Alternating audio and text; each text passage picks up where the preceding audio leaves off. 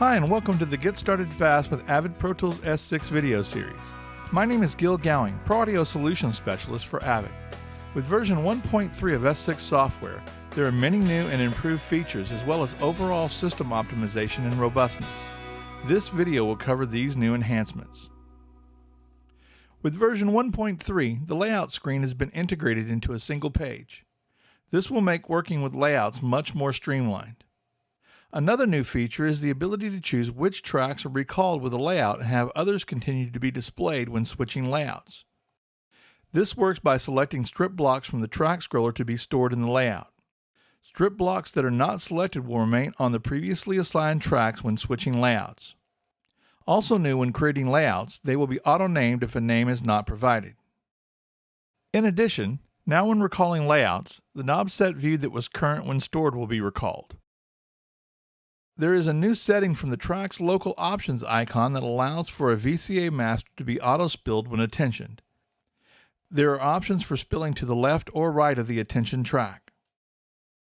Soft keys have also been enhanced for the 1.3 update. First, the locate, numeric keypad, and additional wheel switches have been enabled and programmed. All of these areas can be customized from the soft key editor as needed. Second, alphanumeric, function, and other keys from the computer keyboard can now be included in the soft key definition. And there is now the ability to recall layouts and change workstations from the soft keys as well.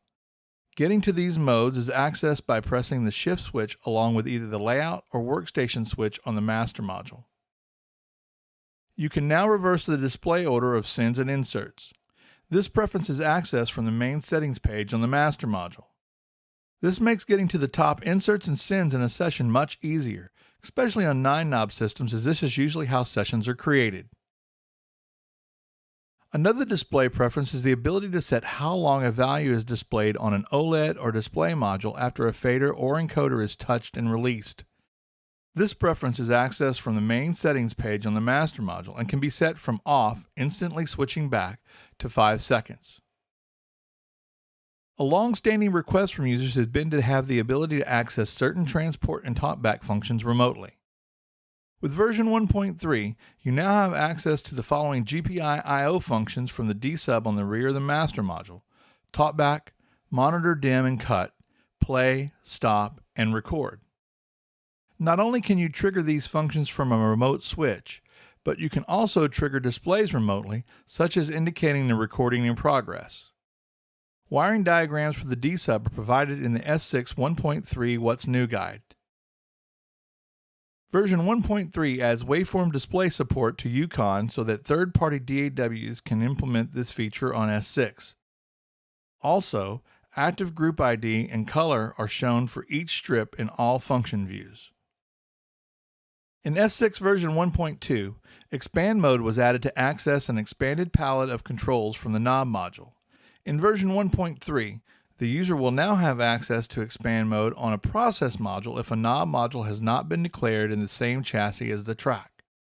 This allows for multiple parameter access on system where there is not a knob module present in the frame chassis. Version 1.3 of S6 software refines and adds to the great feature set that has allowed S6 to redefine mixing. These new improvements and stability enhancements will benefit all users and their workflows.